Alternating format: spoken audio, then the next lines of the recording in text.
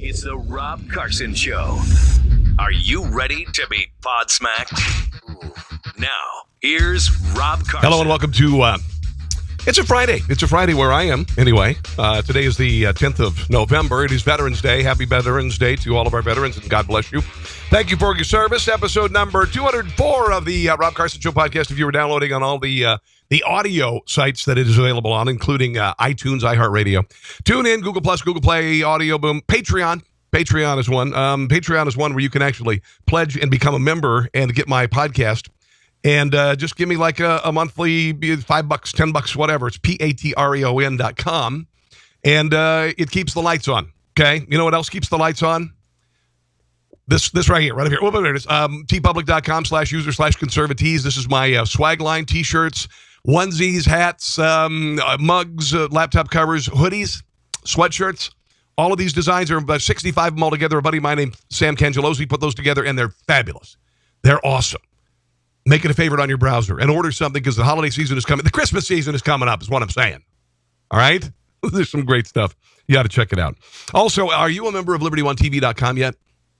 If not, will you consider it, because it's a wonderful a bunch of people who've gotten together and are doing daily video blogs. Some of them are full-blown shows like mine. Some of them are commentaries. I like to give you more bang for your buck. Give you about an hour worth of content every single weekday. All it is 33 cents a day, $10 a month, $99 a year. All right? LibertyOneTV.com, LibertyOneTV.com.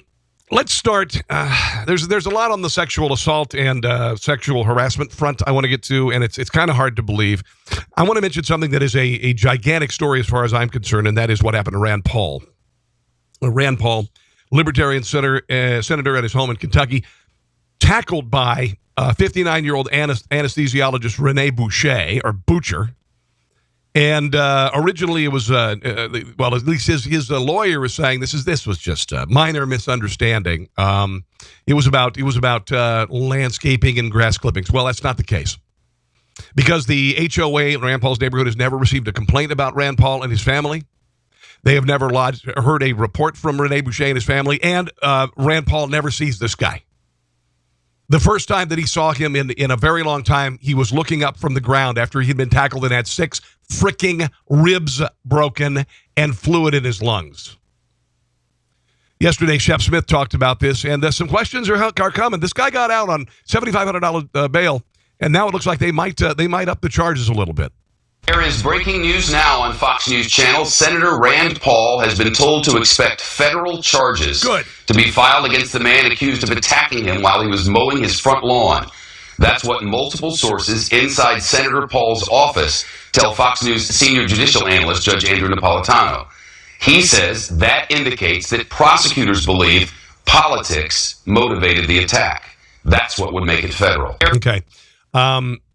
Think about the political violence that's going on in this country. Although it petered out on that stupid, idiotic, what was it, May 4th, to take down the president, all the communists, all the socialists in America, all the idiot millennials who don't know what the hell socialism and communism did to the world last century, including killing over 100 million people. Oh, and then the idiotic raise your voice and shout at the sky the other night. You remember that? All the liberals going out and screaming at the sky because in helplessness because Donald Trump got voted in as president. I found a soundbite from a movie that sounded exactly like those idiots. Here it is. See if you can recognize it.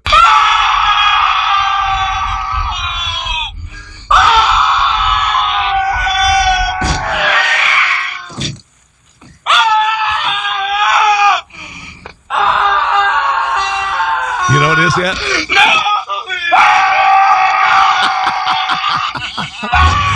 It sounds like those idiots, doesn't it?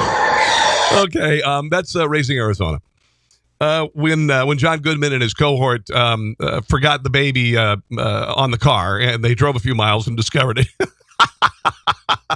that's what they sound like. What did they sound like? A little more from Shep Smith on this Rand Paul story. Let me see. Here it is. Okay. Hold on. Play it, Shep. A senior advisor to the Kentucky senator says he had not talked to the suspect in years before the man, quote, vigorously assaulted him. He also disputed reports that the senator was involved in a long-standing dispute with his neighbor, saying, The first conversation with the attacker came after Senator Paul's ribs were broken. This was not a fight. No. It was a blindside, violent attack by a disturbed person.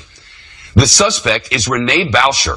He pleaded not guilty in Bowling Green, Kentucky, in court today. How the hell are you going to plead not guilty? About 100 miles south and west of Louisville. Prosecutors there say they may change the misdemeanor charges because of how severe Rand Paul's injuries are. But so far, no changes. The senator says he has 6 broken ribs and water on the lungs. Okay. This was a political attack. You've got the left worked into a lather over Donald Trump's presidency. They're doing idiotic things like screaming at the sky and burning police cars and limousines and hurling bottles of urine and fecal material at police officers and showing up at baseball fields where Republicans are playing and shooting them up. This is the wrath of, this is what happens when you use this kind of rhetoric. And there's a lot of liberals and a lot of Democrats on campus saying, hate speech. Milo Yiannopoulos hasn't even spoken, but it's hate speech.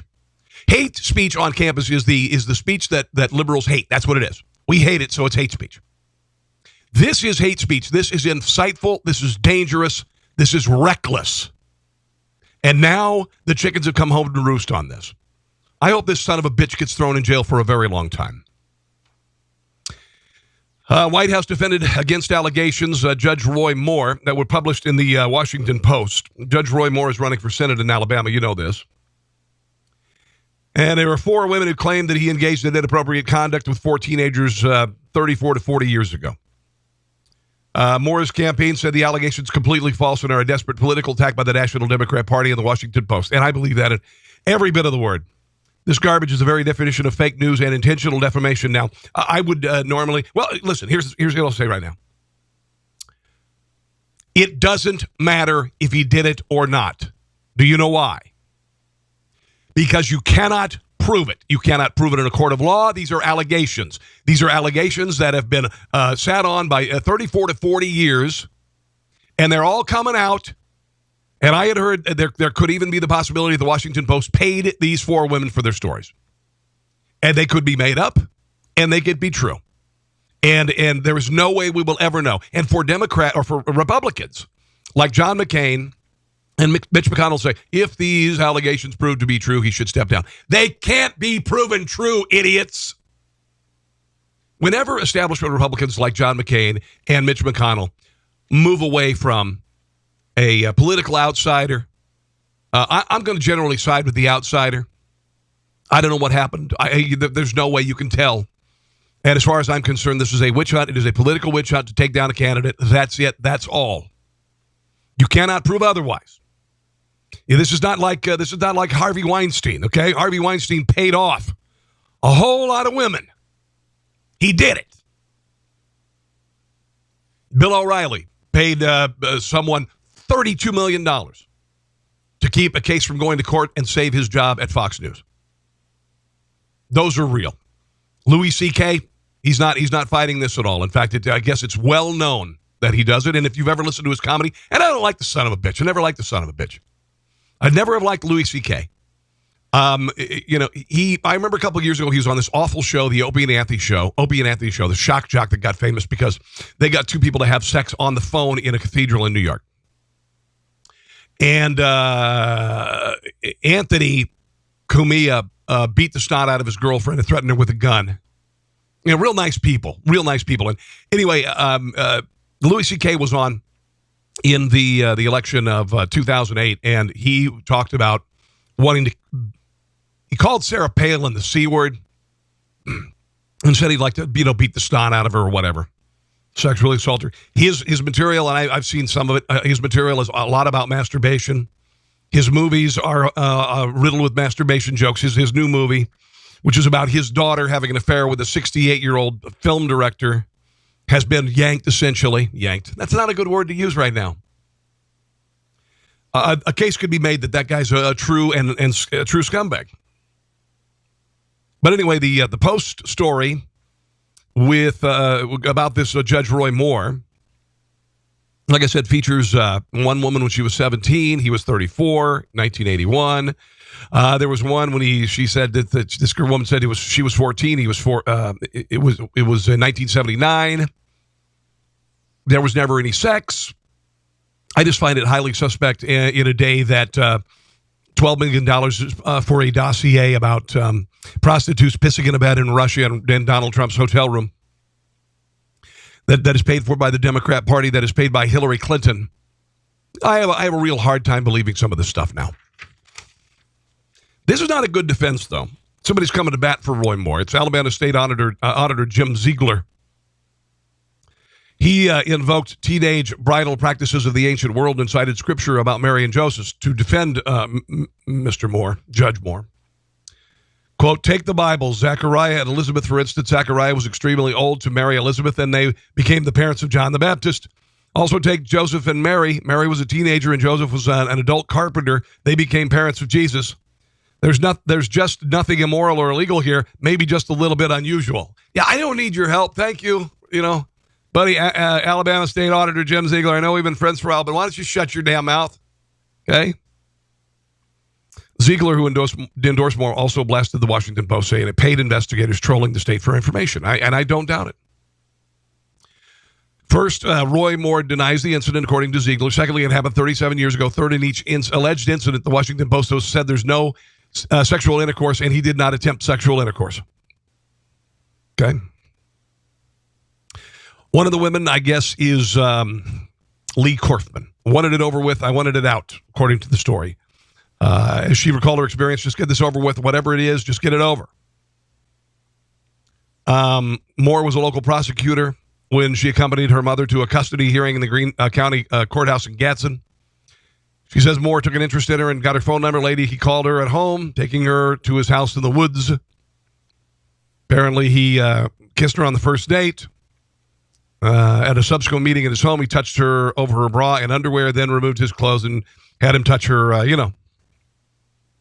Kaufman now works as a customer service rep at a payday lender. She said, I prayed over this. All I can do is sit back and let this continue without a mask being removed. Whatever. Sorry. There's no proof. There's no proof whatsoever that this happened. You don't have a videotape. You don't have a picture. You don't have a police report. And whether or not I believe this or not, doesn't matter. Doesn't matter. I'm not saying I do or I don't. I'm not saying this happened or it didn't. You've got to be able to prove it. And if you can't prove it, no, not going to work. We're hearing a lot of these stories about sickness done by men. And I'm not an asexual person. But at the same time, I never in my life have invited someone back to a hotel room to ask them to watch me masturbate in the shower. I've never done anything like that on the first time meeting with anybody, and I've never done it subsequent meetings. Thank you very much. And now a lot of people in the media, like Sally Cohn, we'll get to her in a second. She's basically making it a metaphor for masculinity in the country, and this is what they're trying to do on campus. They're trying to demean masculinity. They're calling it toxic masculinity. And this may be, I guess, a sick and disgusting type of masculinity. It's not. It's a sick and disgusting type of behavior by a select few individuals. It's not a metaphor for manhood. The rest of us men are proud to be fathers and husbands. The rest of us are not perverts who do crap like that. I'm not saying that I'm a prude here. I mean, I like women as much as the next guy, and I love my wife, and she's hot. But this is sick stuff, guys. This is sick stuff. To invite a woman back to the hotel room, watch me shower. I'm gonna jack off at a plant, or I'm gonna rape you, or I'm just gonna rape you.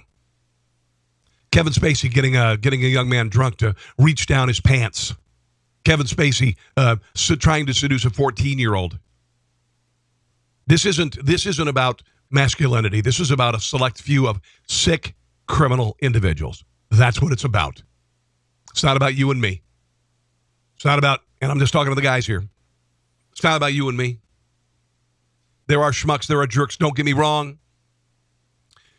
There are things that happen all over the country that are wrong, and they are wrong-headed, and they are criminal acts. But 99% of the men in this country do not commit those criminal acts because I would hope that we were raised well by our parents. Now, I've said for a while that there's a very high schmuck factor with women in dating right now. It's hard to find a good man right now, and a lot of that has to do with them not growing up. Their moms coddling them, their moms not letting them grow up, their dads too, maybe.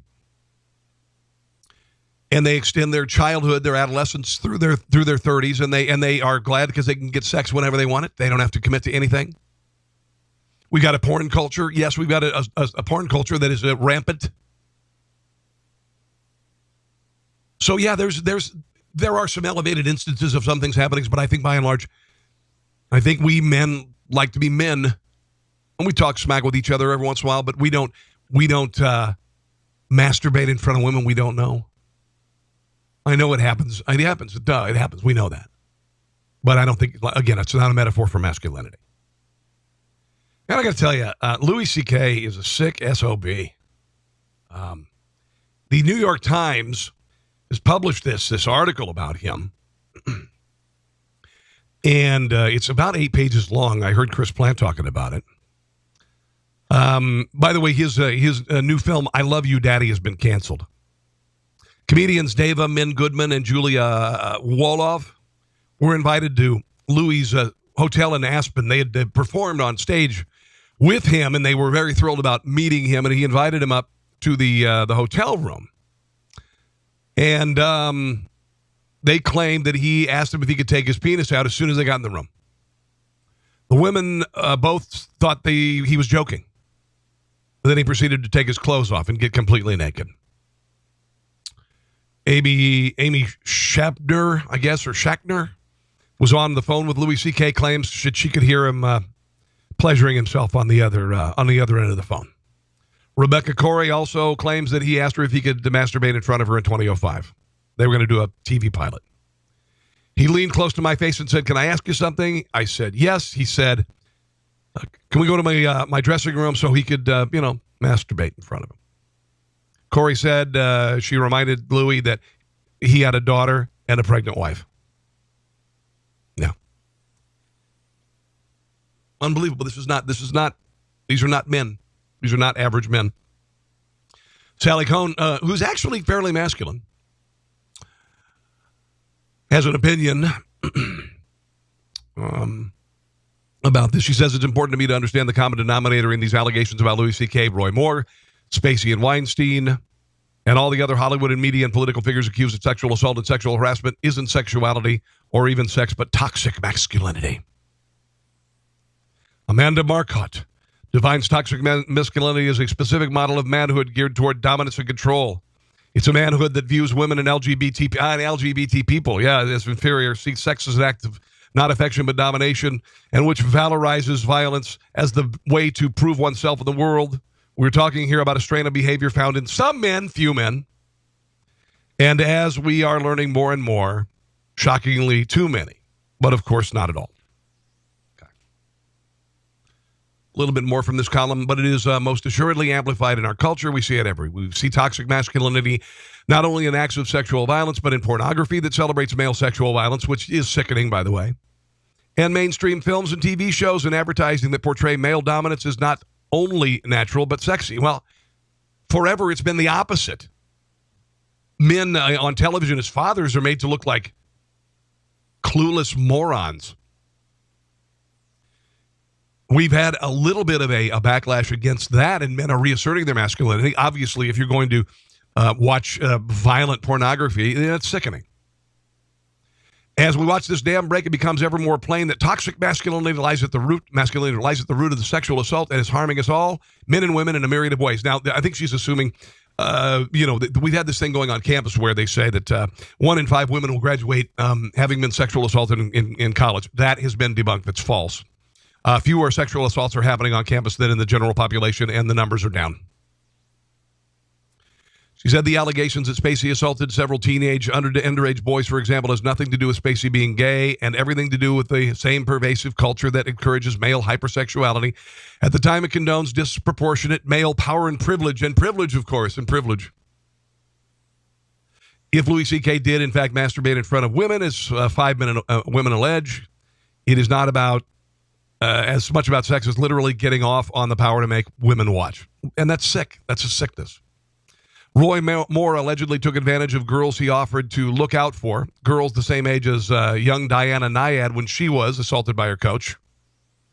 These cases don't just reflect the aberrant predilections of their perpetrators, but the enduring injustices of society that have all propped up and tolerated, have all been propped up and tolerated. You know, bullcrap.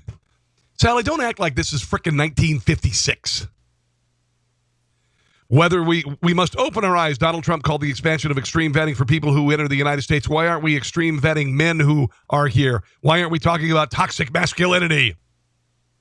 Why aren't we as a society seriously scrutinizing men and masculinity? Unbelievable. She's a man hater. She got some issues. I think it's with her daddy, actually.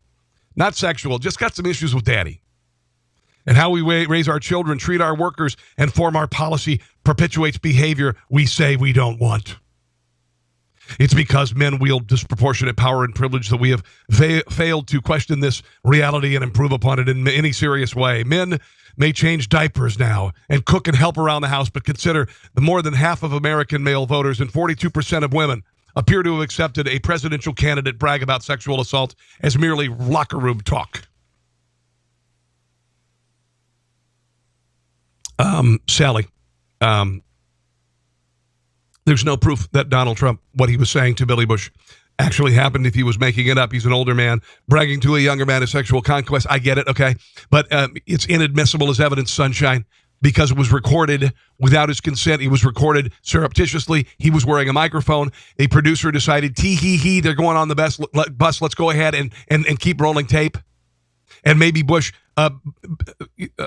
baited him into the conversation, and they sat on the damned conversation for years, 10 years, until a few weeks before the election. So, Sally Cohn, your point is moot about Donald Trump. It's moot. It means nothing. There's no proof that the assault ever happened, and it was recorded surreptitiously without Donald Trump knowing, in a setting where he was wearing a mic to be interviewed and had an expectation of privacy. Thank you, Sally Cohn. List is growing. Ben Affleck, apparently. Louis C.K., we know that. Andy Dick, who is one. Dustin Hoffman, apparently. He talked about sex in front of a woman when she was 17. Jeremy Piven. 3 women have come forward, I guess. Brett Ratner, 48, directed Rush Hour and X-Men: The Last Stand. Twiggy Ramirez, former bassist Marilyn Manson's band. Whoa, big surprise there, right? Chris Sorvino, animator for The Loud House. It's a show on Nickelodeon, and there's some stuff going on at Nickelodeon that I've heard about. Steven Seagal, Kevin Spacey, of course. Jeffrey Tambor, Bob Weinstein, and Harvey Weinstein. It's not a metaphor for masculinity. It's not a metaphor for you and me. Before I go any further, I want to mention again the politically incorrect swag line right up here. You'll see it. Veganism is an eating disorder. If you're watching on LibertyOneTV.com, which, by the way, you should join for 33 cents a day, $10 a month, $99 a year. Sometimes war is the answer. That's a great T-shirt. It's Veterans Day, and, you know, sometimes it is. And brave men and women fight it. If they don't watch, I won't. If they don't stand, I won't watch. This is about the national anthem. We got several of those NFL-related shorts and whatnot. This one is a Christmas shirt. It's being sported by Ivanka Trump. No, she really wore it. And it says, Happy Holidays, X'd out, and says Merry Christmas underneath it. We've got, I Say Merry Christmas, deal with it. These are available on sweatshirts, T-shirts, a number of different things. All you got to do is go to teepublic.com/user/conservatees, conservatees. 65 designs. If you would order, I would be eternally grateful. Thank you very much. And my friend Sam Cangelosi, my designer, would be really thrilled. People should be pissed off at the Air Force for what happened in Texas with the shooter, Devin Kelly. There was plenty of evidence that this guy was a danger. This guy should have been locked up. He escaped from a mental institution. He was court-martialed. I want you to listen to this. The Texas shooter once confessed he'd been buying dogs on Craigslist for target practice. Even bragged that he'd managed to purchase guns online while locked up in a mental institution. Jessica Edwards, who was a staff sergeant, was Kelly's superior at Holloman Air Force Base in New Mexico. Said he would make jokes about wanting to kill somebody. Once claimed that he'd been buying animals to use as target practice. On one occasion, she thought it was jokes. He made jokes, and she was terrified he'd act on them. On one occasion, when Kelly, who said she said was always getting into trouble, was being disciplined, she even told her bosses back off or he'd shoot up the place. She added that he was unstable, that he threatened to kill himself on one occasion if he didn't get to see a chaplain. While in the mental hospital he escaped from, he bragged to other patients he had purchased multiple firearms in an online shopping spree just 3 days before he escaped.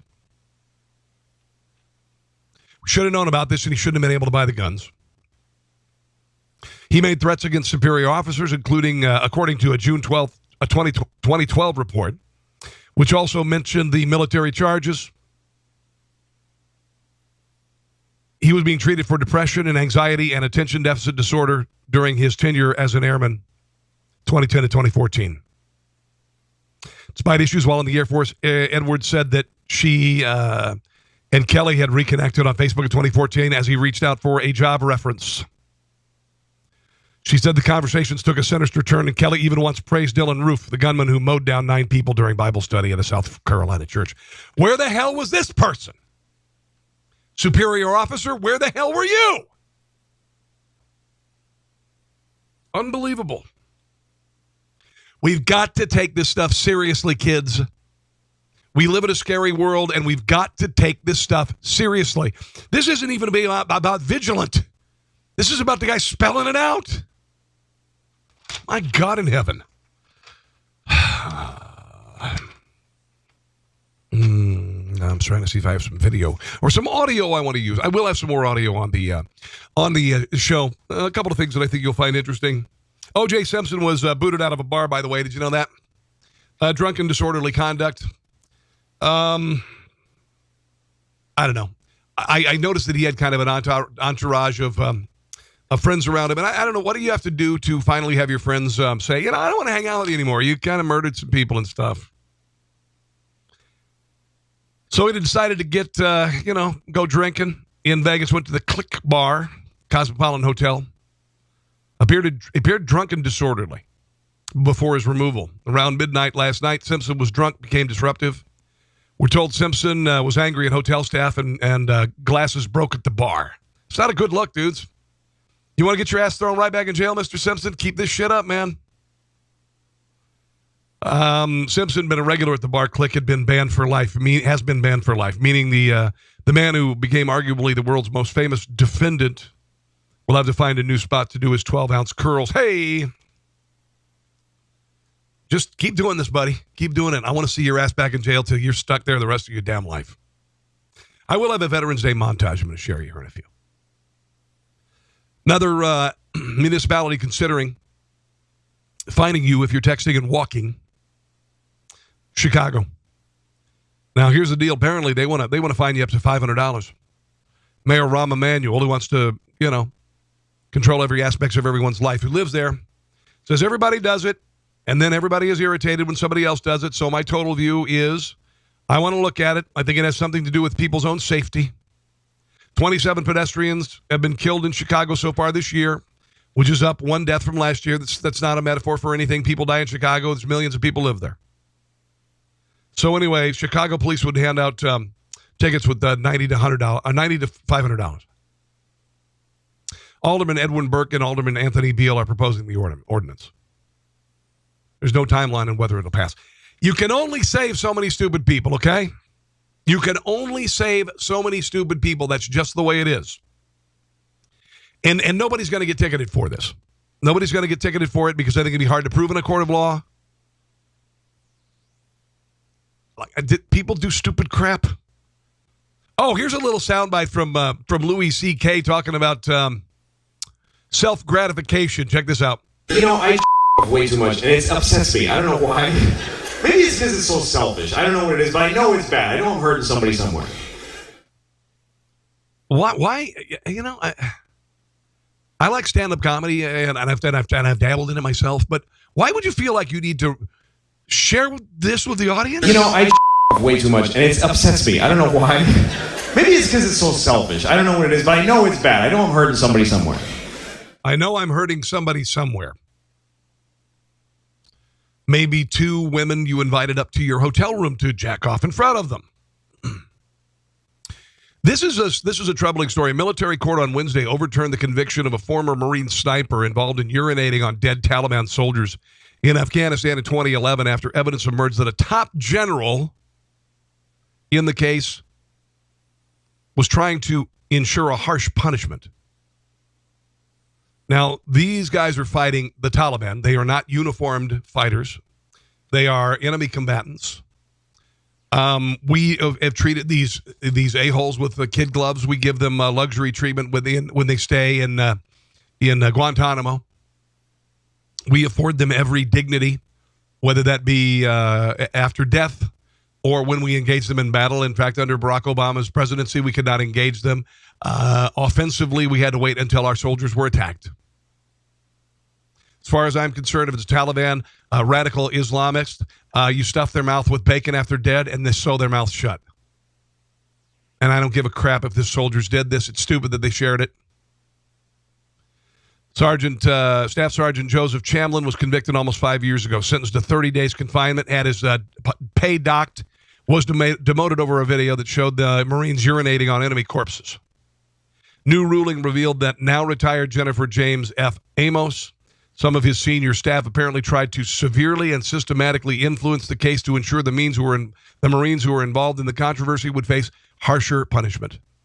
Amos allegedly then told Lieutenant General Thomas Waldhauser that the Marines need to be crushed, discharged from the Marines over their behavior. You can thank Barack Obama for that. Waldhauser, who was investigating the case, said Amos tried to pressure him into issuing the Marines a general court-martial, the highest form of criminal trial, threatened to make someone else the authority in the cases after Waldhauser refused to do so. Waldhauser said, I responded, no, I'm not going to do that, stating that I do believe any of the cases warranted that I don't believe they warranted any general court-martial. The soldier said he doesn't regret his actions, adding that he'd do it again if he had the chance. If anything, it would be more of a psychological effect on the enemy because if an infidel touches the body, they're not going to Mecca or paradise. Hell yes. F them. And if it pisses them off some more and they want to attack, you kill more of them.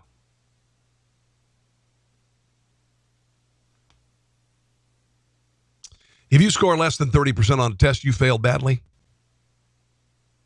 Fox News is reporting that undercover tests at airport security checkpoints resulted in a TSA failure to detect mock weapons more than 70% of the time.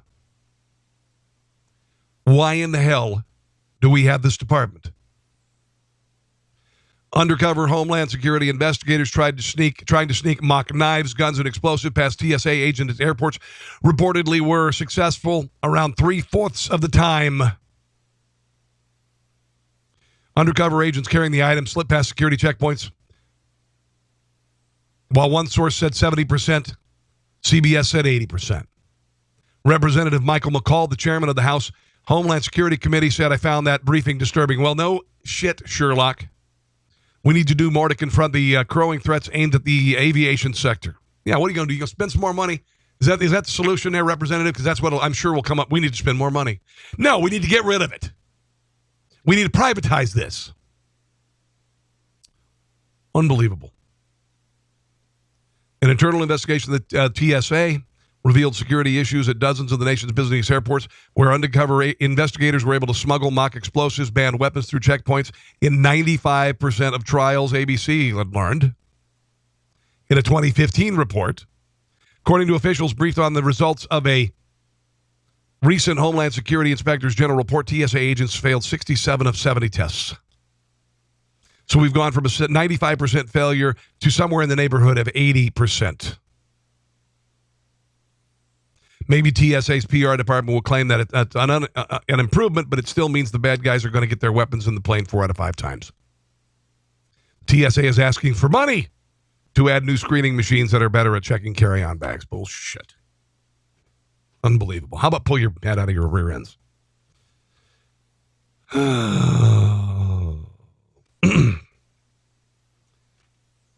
Ladies, if you're standing, you might want to sit down. Particularly with my wife, and she's not listening. Retail giant Target has been struggling for over a year since its decision to allow transgender men to use bathrooms and changing rooms designated for women. Now the chain is closing a dozen stores as part of an effort to retool its stores in smaller spaces. Target spokesperson Christy Welker says it's not a decision we make lightly. We have a really rigorous process in place in evaluating the performance of a store and deciding when to close or relocate a store. We closed the store after seeing several years of decreasing profitability, blah, blah, blah, blah, blah. Company plans to open 32 smaller locations this year and as many as 35 next year. Fergus Falls, Minnesota, they're devastated. They're losing theirs. It's devastating news for the community, according to the mayor. 12 stores being shuttered are Harper Woods, Michigan, Hutchinson, Kansas, not far from here, Benton Harbor, Michigan, Macon, Georgia, Slidell, Louisiana, Lauderhill, Florida, Madison, Illinois, Romeoville, Illinois, Baltimore, Maryland, San Antonio, Texas, Hastings, Minnesota, Fergus Falls, Minnesota. All of those are going to be closed. So clearly the impact of that decision hurt the stock, and I would also assume hurt sales. So here we go. Oh, now, I had mentioned, earlier, Sally Cohn says toxic masculinity and men are the problem and blah, blah, blah, and men are strong, and then we would be all this crap. Well, no, not so much. In fact, there's been kind of a war on men for a number of years. There are more men not going to college, more women being moved to the head of the line because they have nidus. New survey shows a record number of women are struggling to find marriageable men who have attained the same level of academic achievement. They still overwhelmingly prefer husbands who are the primary breadwinners. It's because there are more men being moved to the back of the line when it comes to college. More women, percentage-wise, go to college than men do. More than a quarter of wives, 25.3%, have attained higher levels of education than their husbands, according to Institute for Family Studies. The inverse, marriages in which husbands are more educated, constitute a slightly lower share, 24.5%. Wendy Wang is the author of the studies, and they asked the age-old question, where have all the good men gone? And I mentioned this earlier. If you ask a lot of single women in major metropolitan areas with college degrees, you would probably hear that. It's hard if you look at the pool. It's true because overall we see that women are more educated than men. So if you're a woman who wants to marry someone with a college education, your chances are going down because men are being called toxic. They have toxic masculinity. White men are being said that they are privileged, that they are supremacists. Masculinity has been under attack. Thank you, Title IX. The abuse of Title IX. Women are saying in college that 1 in 5, some women in college are saying 1 in 5 women will be sexually assaulted by a man before they graduate, and it's a lie. It's a lie. It's meant to attack men. It's part of the war on men. The trend shows no sign of slowing. The share of unions in which men are more educated than the wife peaked in 1990 at 25.6%, plateaued for 2 decades. Marriages in which the husband is less educated, meanwhile, doubled in that period.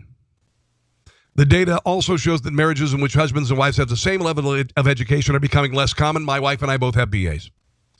1960, 78% of all unions were between partners with equal educations. Interesting, right? By 2015, the statistic had dropped to 50%. Marriages between 2 college graduates now make up 9% of the unions. Women began to outpace men in college enrollment and graduation in the 1990s.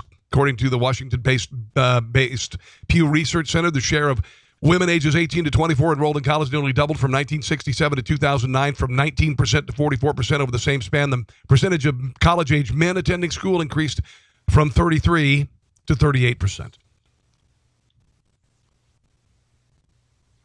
Despite their comparative lack of education, men are overwhelmingly still more likely to be the primary earners in their families. More than 10 out of husbands, 73% make more money. It's because guys do riskier jobs. And it's because women choose jobs that generally pay a lot less a lot of the times. Teachers, nurses, People migrate to them. Guys are the ones who climb to the top of the radio towers and replace the light bulb. Guys are the ones who are on the I-beams on skyscrapers, putting in rivets and welding. It's just the way it is, man. This is the way it is. You go to a construction site, who's in the trenches? You see a bunch of women in the trenches digging? No. They choose not to do it. It's not because they're being put out. You go to any neighborhood any neighborhood in America. I don't care where the hell you're going. If you see a roofing crew, you will not see a single woman on that roofing crew. Had your gutters cleaned out lately? Did a woman show up to get on the ladders and go up there and clean out gutters? No. Install your cable. Install your water heater, air conditioning. Who did that?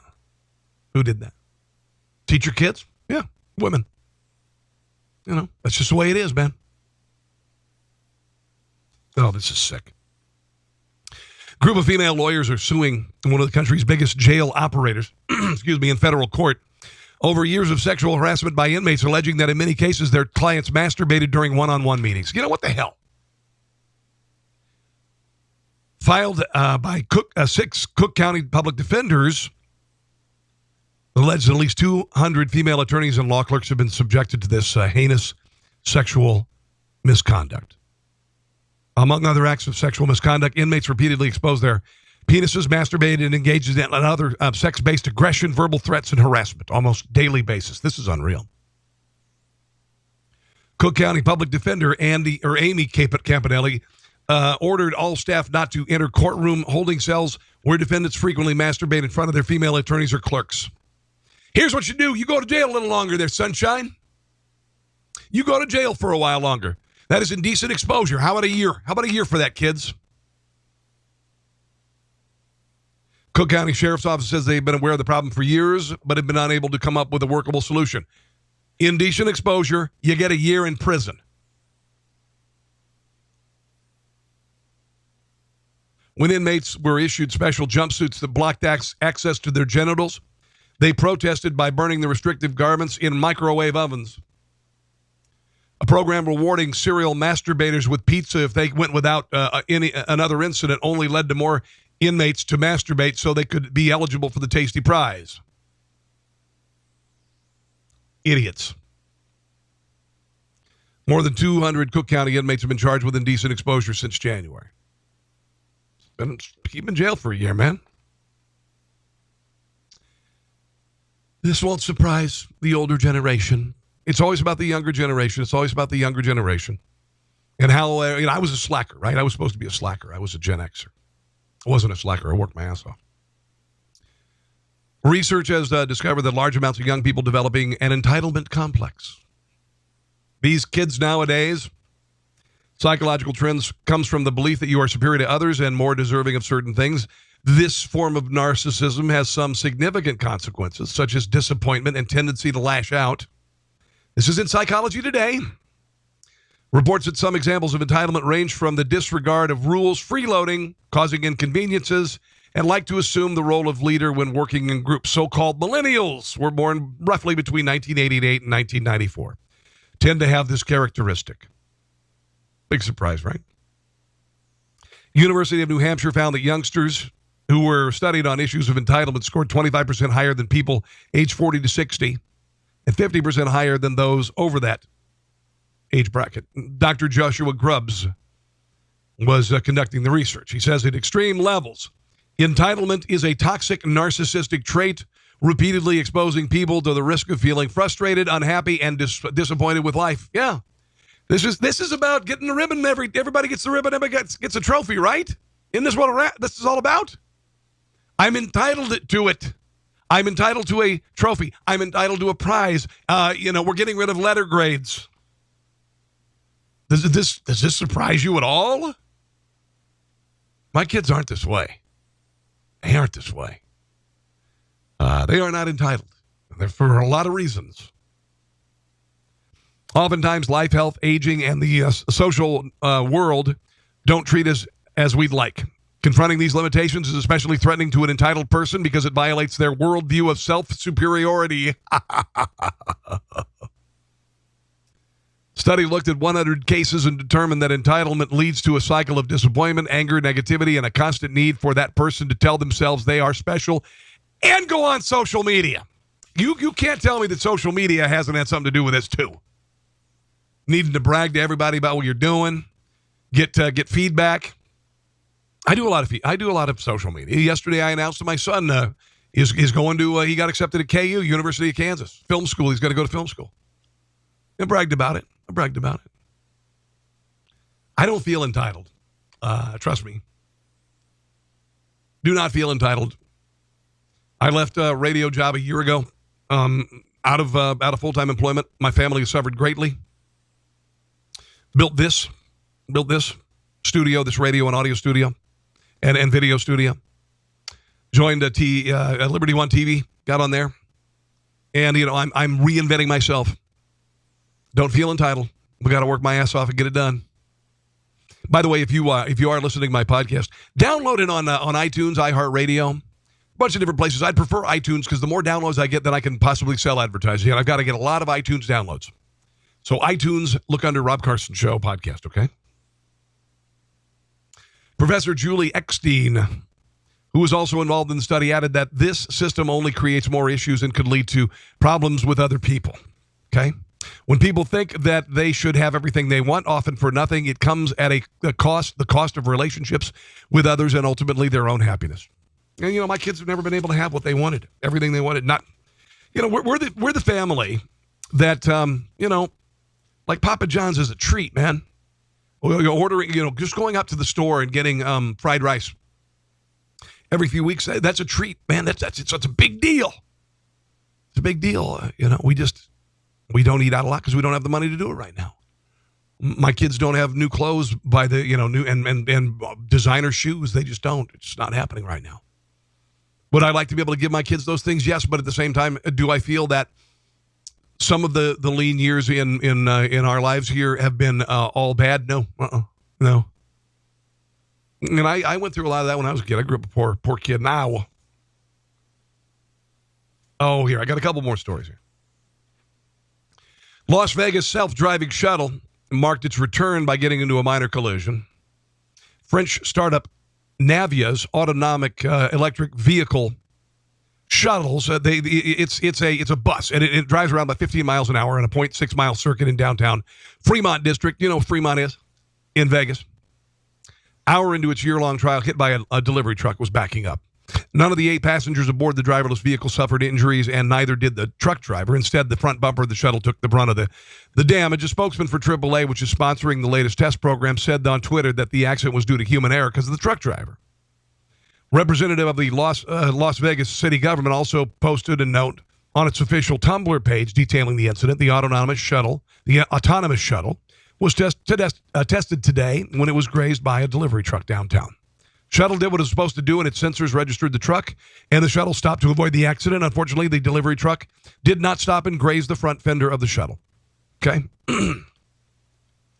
Simply stopping obviously wasn't enough to evade the collision in this case, which begs the question, can the shuttle not move or reverse to avoid an object? Okay? The design representative of the company said it's designed to stop and you yield the moving object. But if the object keeps moving, coming toward the shuttle, it can back up. And apparently, in this case, the truck just kept on going and went right into the side of the shuttle. The trial is set to continue, but the accident will do little to ease the concerns of those skeptical about self-driving cars. And the technology is not ready yet, guys. When they perfect this technology, hell yeah. I can't tell you, when you're drinking, you're downtown, you're at the Light District in Kansas City or wherever the hell you're listening. Tempted to get in your car. Be great to just, have a driverless shuttle. Uber is terrific. Uber's great. I've never been in Lyft. But wouldn't it be nice to have a driver, just your car? Just get in your car, put it on auto, and drive. Particularly driving across country. Dear Lord in heaven. I made the trip from Maryland, Washington, D.C. to Kansas City a couple times. I would much rather be in a self-driving vehicle. Oklahoma woman who married her biological mother has pleaded guilty to incest. Court records show 26-year-old Misty Spann of Duncan pleaded guilty Tuesday in Stevens County Court. Under the deal, she was sentenced to 10 years of probation. Her mother, 44-year-old Patricia Spann, has pleaded not guilty to incest. What the F? Prosecutors say the two married in 2016. Court records show the marriage was annulled last month at the request of Missy Spann on the grounds of fraud and illegality.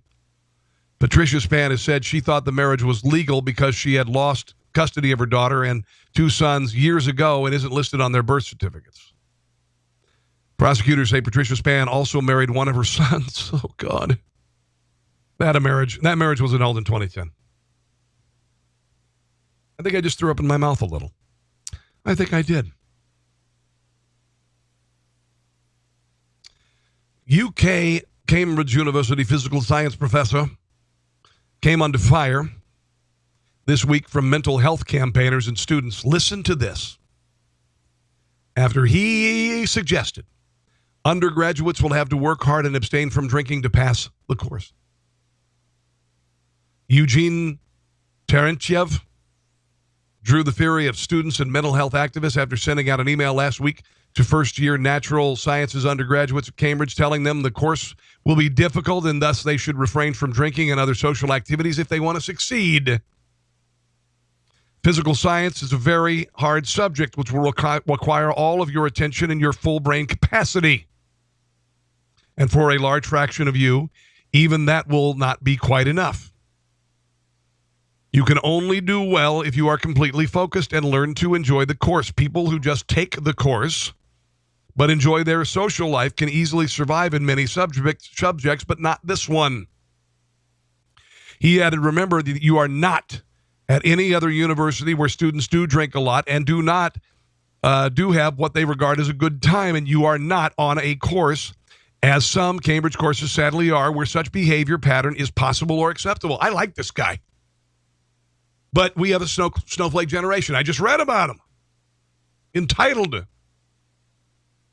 The professor's comments caused an uproar among activists and students who called his email extremely damaging and neither appropriate or acceptable, with one other university vice chancellor accusing him of frightening impressionable undergrads. A mental health campaign at the University Students' Mind Cambridge said the message sent by the professor could be extremely damaging to the mental well-being of the students concerned and potentially others as well. Anthony Selden, a vice chancellor of Buckingham University, said the professor message scaremongered the students rather than helping them to learn and live a balanced lifestyle. Frightening impressionable undergraduates into believing that work alone is all important, is irresponsible, unkind, and wrongheaded. You are such a douchebag. Snowflake, you should not be a vice chancellor. The University Student Union Welfare Officer Michelle Fraser Carroll also criticized the content of the email, claiming it criticized the very premise of having a social life or any sort of life outside of study. That was pretty much me in college. I worked 7 days a week, man. Saturday nights, I worked on the weekends. I worked from 6 to noon and then 6 to midnight on the radio. And then on Sunday, I worked from noon to 7.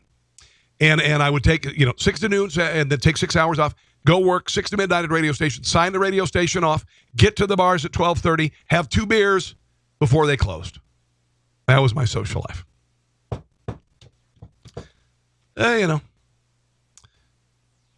Spokesman for the university said the university believes that all first-year students in all disciplines have undergone the thorough admissions process that Cambridge requires, have the capacity to succeed academically. Cambridge. Before I go, I want to play a little Veterans Day montage. My father was a veteran. He was a World War II veteran. He died in 1994. My brother Richard died in 2004. He was 38 years old. He was a veteran, honorably discharged. My brother David is a veteran of the Air Force.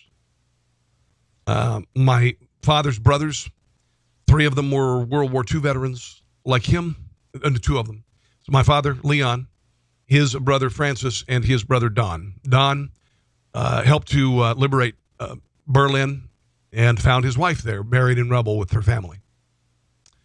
My Uncle Gale was on a battleship in the Pacific. My father guarded the Panama Canal.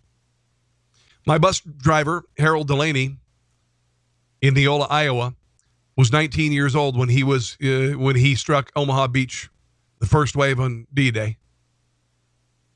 He used to come out to the truck stop where I worked, and he'd get his 35-cent little cup of coffee, 2 inches high. It was a little cup of coffee. And he'd occasionally open up to me about his service, and he would kind of laugh uncomfortably, because I don't think he wasn't about. I think that he felt he didn't want to brag about it, and he kind of laughed also to cover up the pain, because he's like, we landed tonight, and I was in a foxhole all night long, 19-year-old kid, and wondered if I was going to live to see sunshine, and then he'd kind of giggle, kind of like aw shucks, this kind of aw shucks thing to maybe make the pain go away. He was my bus driver. He was a bus driver. World War II veterans and all of our veterans, they come back and they try to assume normal lives. And we got a nephew who's a veteran in Afghanistan, and he suffers from PTSD, and he lost his best friend. Saw him die. Something no 28-year-old should ever see, but I thank them. Harold Delaney, my bus driver, I remember we moved out from Omaha, Nebraska to a small town called Neola, Iowa. And I was in first grade. And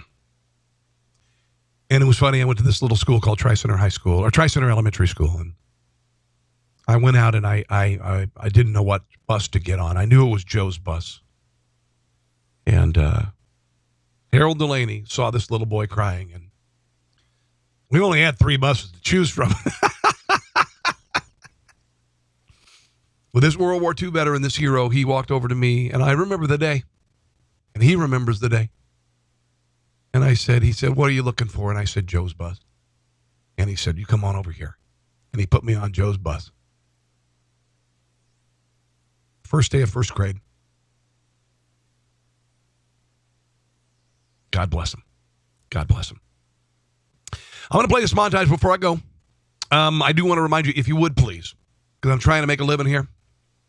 I'm working with a guy named San Cangelosi who got these politically incorrect T-shirts and swag with my slogans, his designs. And I would love it if you'd consider ordering something for Christmas.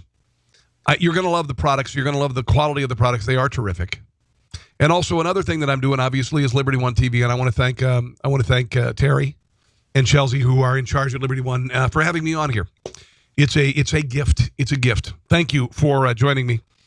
To all the veterans who are listening or watching, God bless you and thank you for your service. Happy Veterans Day, and we will see you again on Monday.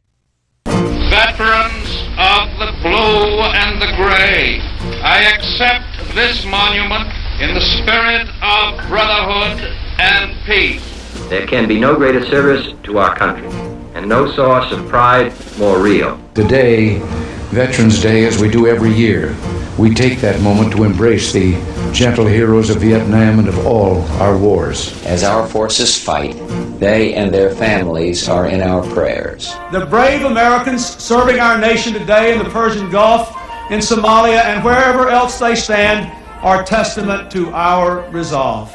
They deserve to know that their elected leaders who voted to send them to war continue to stand behind them. So thank you for your service and your sacrifice.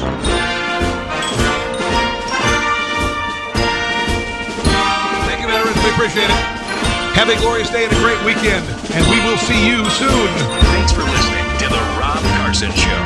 Friend him on Facebook at Carson Show, on Twitter at Rob Carson, and on Instagram, I think Facebook and Twitter are enough for now. We'll see you soon.